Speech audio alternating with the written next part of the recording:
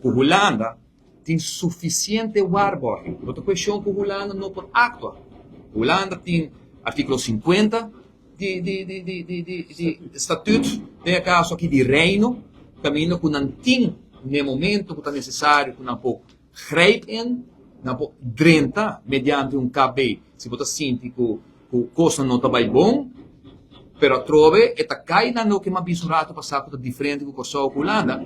Holanda não te gusta a ideia que a única maneira que não pode grijpen, tá ora cos de verdade tá ameaça.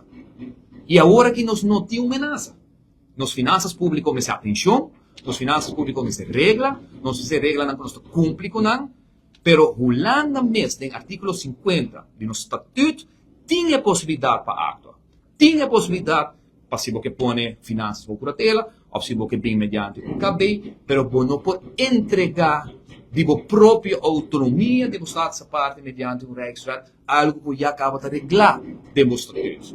Van de estatuto, você tem o regulamento de ordem de governador. O governador tem dois pés na Aruba. Ele funge duas funções. Ele é jefe de governo de Aruba, mas também é representante de casa de nos rei na Holanda, aqui na Aruba.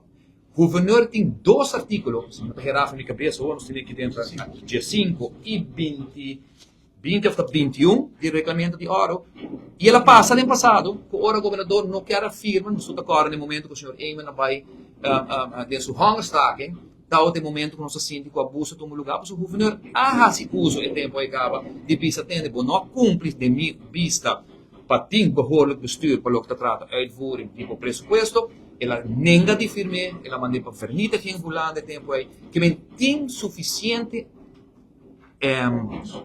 como diz, instrumento de caso de tools jurídico, tanto de regulamento de ordem do governador, tanto de estatuto, que Holanda não mister tu me passo aqui. A única razão de tua tranquilidade e objetividade que Holanda quer tu me passo aqui, está passando Holanda que grava nos três nossa boa e põe nos no mesmo nível de estado essa parte que não tem de momento aqui na Corsol e Sint Maarten.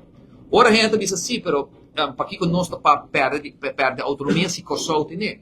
Corsol e Sint Maarten não estava a ter autonomia para o que diz. É autonomia que não há com autonomia limitada na lo que não há na diz.